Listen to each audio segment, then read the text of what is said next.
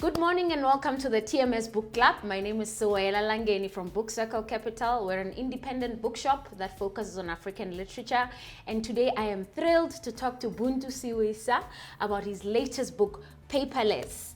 Buntu is a researcher and an author. And today I'm excited because we're talking about something different. He's more of a non-fiction guy, but today we're in the fiction world. Welcome, Buntu, and thanks for being here. Thanks, Suela. Thank you for having me. Awesome. Thanks. So Paperless, I mean, when you're looking at the cover, it's bright and it's got a couple of visions on it, and it's very intriguing. When you're looking at it, it incites curiosity, and I wondered, why paperless? Why the cover selection?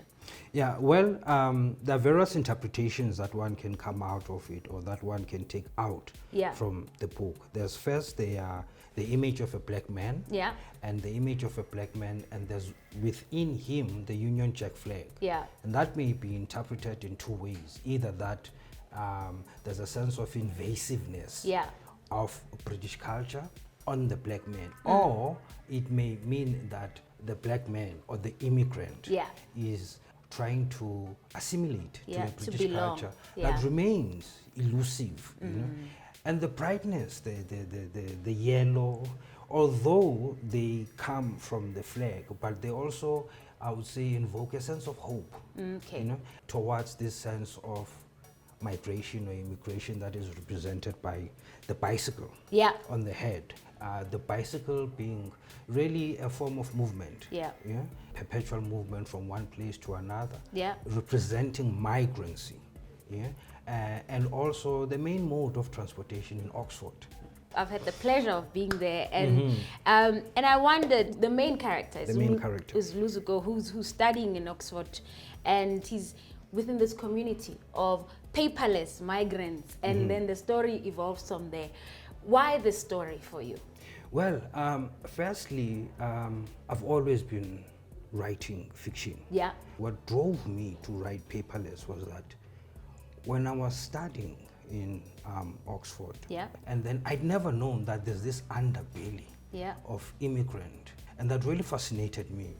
But then at that time, when I wrote it at that time, the very first draft of it, it was merely to capture this world that fascinated me.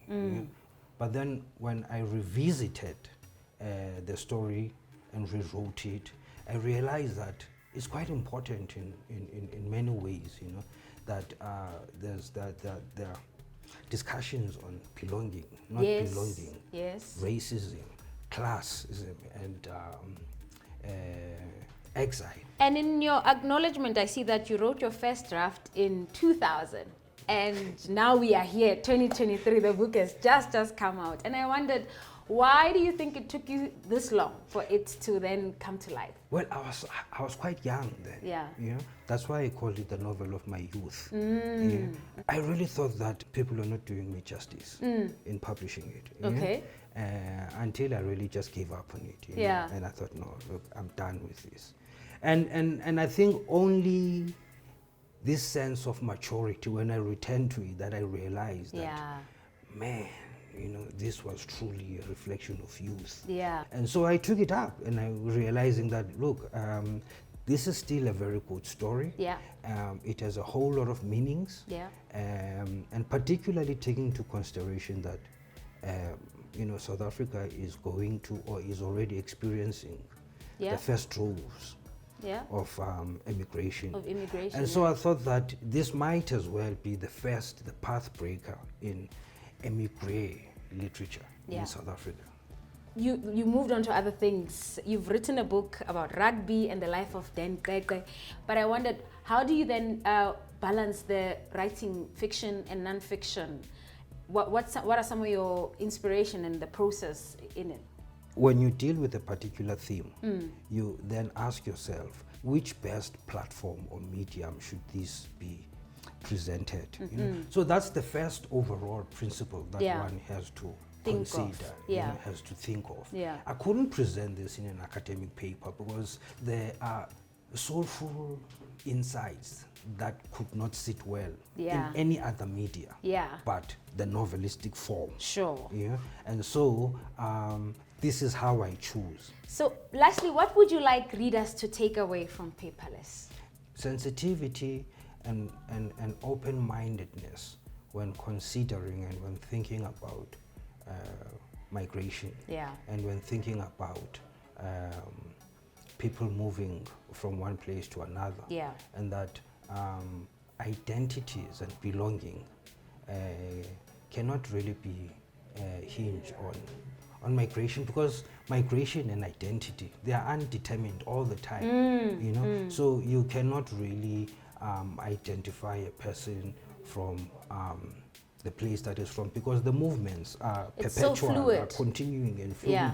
And in that way, we form culture making, becomes ever-flowing and indeterminate. And indeterminate, you know, cannot be solidified. And so, particularly in this context of conflicts emanating from immigration, you know, the British and the Rwanda and the moving people to Rwanda, even Israel, in our own context, and even in our own context, South Africa, you know, that we should think about migrations and all of the effects that come from migrations, refugees, asylum seekers. I love that. I mean, you're driving us to have that empathy. South Africa, not a year goes by where there's news headlines about xenophobic attacks to such and such a community. And you are showing us that you were once outside a country where you experienced South Africans who were seen as illegals. And you're doing this for us in a fictional story, but which relates to so much current things that are happening. Yes. Thank you so much for writing a book like this. Please, you have to get yourself a copy. We look forward to selling more copies here at Book Circle Capital. It has been the TMS Book Club with me, Sewela Langeni.